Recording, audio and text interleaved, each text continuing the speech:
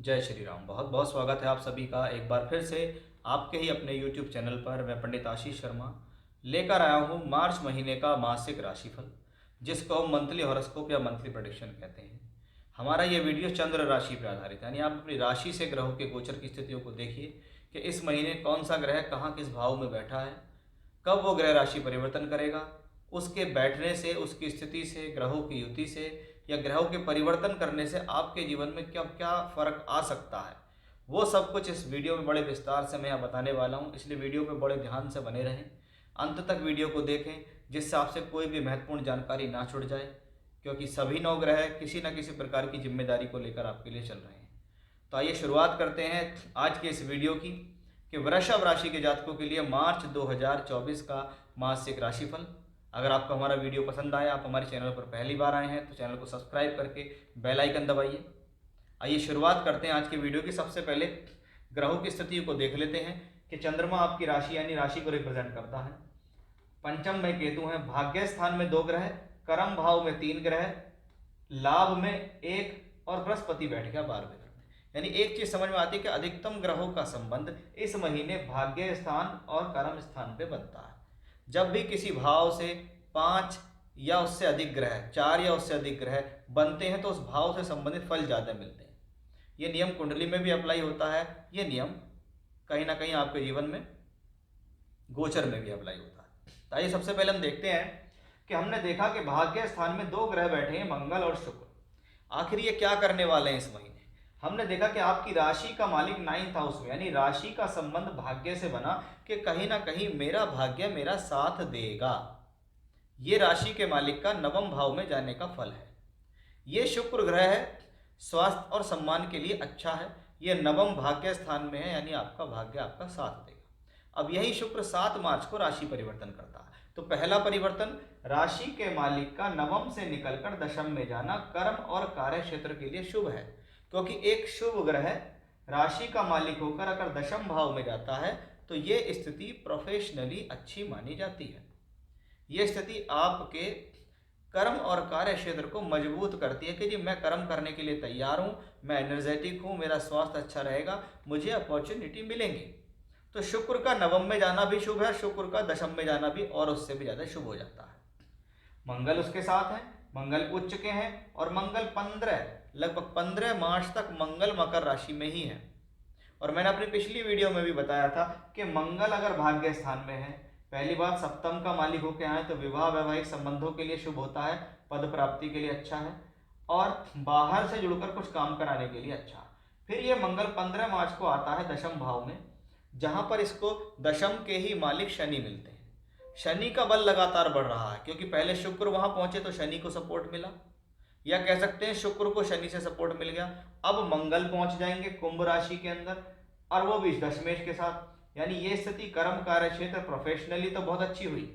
12वें का मालिक कर्म में आया, यानी कुछ ना कुछ बाहर से जुड़ के अपॉर्चुनिटी मिलने के चांसेस भी बनते हैं। कार्य क्षेत्र में कोई, यानी नौकरी करते हुए कोई यात्रा हो गई, बिजनेस में कोई यात्रा हो गई, बाहर से उड़कर काम हो गया, एमएनसी कंपनी से उड़ के काम हो गया, ये मंगल की बदौलत है। यानी शनि और मंगल 10वें भाव में होंगे उस दौरान। तो खास तौर पे वो लोग जो हार्डवेयर का काम कर रहे हैं, जिनका काम लोहे से संबंधित है, जमीन जायदाद से संबंधित है, प्रॉपर्टी से संबंधित है, इंफ्रास्ट्रक्चर से संबंधित है, मशीनरी टूल से संबंधित है, उनके लिए ट्रांजिट और बेहतर हो जाता है, क्योंकि मंगल वहां पहुंच जाते हैं। अब 3 ग्रहों का संबंध हमने देखा 10वें भाव में, यानी महीने की शुरुआत हुई 10वें भाव में बन रहा है बहुत सुंदर राजयोग। पहली बात, योग कारक शनि वहां है, चौथे घर के मालिक सूर्य भी वहां है, दूसरे और 5वें के मालिक बुध भी वहां। यानी ये समय किस लिए अच्छा है? भाग्य के लिए शुभ है, कर्म प्रोफेशनल लाइफ नौकरी व्यापार के लिए शुभ है, भूमि जमीन जायदाद प्रॉपर्टी के लिए शुभ है, आपके धन के लिए शुभ है और आपकी शिक्षा विद्या बुद्धि के लिए शुभ है। अब इसमें समय समय पर परिवर्तन होंगे। सबसे पहले 7 मार्च को बुध का परिवर्तन होगा। बुध यहां से निकलकर पहुंच जाएंगे राहु के साथ। अब बुध हो जाएगा नीच का, बुध होंगे नीच के, राहु के साथ होंगे। जब बुध राहु का योग बने तो क्या होता है? जड़त्व योग बनता है। और बुध कौन है? पंचम भाव का मालिक। अपनी बुद्धि अपने निर्णयों से अपना नुकसान ना करें, भ्रमित ना हो इस जड़त्व योग में। ऐसा होता है, कंफ्यूज नहीं होना है, जहां जिस टारगेट पर काम कर रहे हैं उसी पर काम करेंगे आपके लिए सही रहेगा। कंफ्यूज नहीं होना, आप एक ही टारगेट पे रहिए कि मैंने ये थीम बनाई हुई है, मुझे इस पे ही काम करना है, भले ही मुझे वेट करना पड़े। तो आप वेट करिए, उससे आपको फायदा मिलेगा। ये स्थिति जब ही आपकी एजुकेशन को खराब करेगी जब आप गलती करेंगे, ये तभी आपके लव रिलेशन को खराब करेगी जब आप गलती करेंगे। ये कॉम्बिनेशन नुकसान भी जब देगा जब गलतियां आप खुद करेंगे। किसी दूसरे के बहकावे में मत नहीं आना, अपनी बुद्धि से काम लेना। 15 तारीख को सूर्य भी निकल के वहां पहुंच जाएंगे, यानी पहले क्या हुआ, एक तरफ सूर्य एक तरफ बुध, बीच में राहु, यानी सूर्य राहु का ग्रहण दोष और बुध राहु का जड़त्व योग बनेगा। अब सूर्य कौन है, चौथे घर के मालिक है। चौथे का मालिक कहां पहुंचा है, एकादश के अंदर, यानी यह समय माता के स्वास्थ्य के लिए अनुकूल नहीं है क्योंकि सूर्य पर ग्रहण दोष लगा है। यह समय माता के स्वास्थ्य के लिए ठीक नहीं है। इस दौरान इस चीज का आपको ध्यान रखना है। तो बुध क्या नुकसान कर सकता है परिवर्तन करके, सूर्य क्या नुकसान कर सकता है, और बुध सूर्य राहु का योग बनेगा तो क्या प्रॉब्लम होगी वो मैंने आपको यहाँ बताया। मंगल शुक्र की स्थिति क्या कर सकती है वो भी मैंने आपको बताया।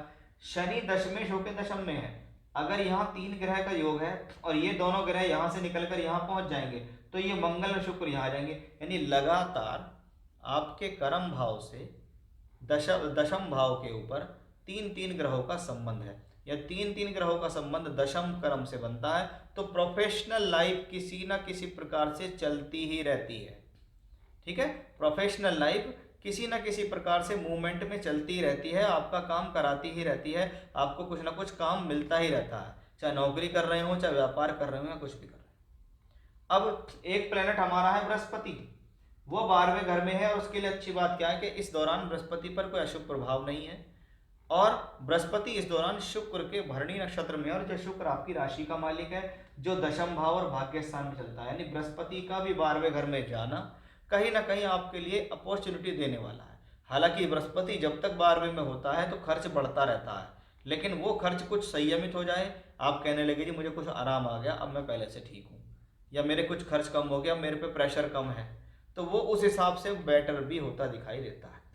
यानी हम कह सकते हैं कि मार्च 2024 का जो महीना है आपके जीवन में देखें तो विवाह वैवाहिक संबंध के लिए ठीक है, भाग्य कर्म लाभ के लिए ठीक है, स्वास्थ्य के लिए ठीक है, माता के स्वास्थ्य के लिए ठीक नहीं है, एजुकेशनली ध्यान रखना है, बुध की वजह से क्या नुकसान हो सकता है, सूर्य राहु से क्या नुकसान हो सकता है। तो ऐसी स्थिति में भगवान शिव की आराधना करना, सूर्य देव की पूजा करना, भगवान विष्णु की आराधना करना, किसी भी स्वरूप भगवान विष्णु के कोई भी स्वरूप की आराधना करना आपके लिए शुभ रहेगा। तो ये था वृषभ राशि के जातकों के लिए महीने का यानी मासिक राशिफल। जय श्री राम।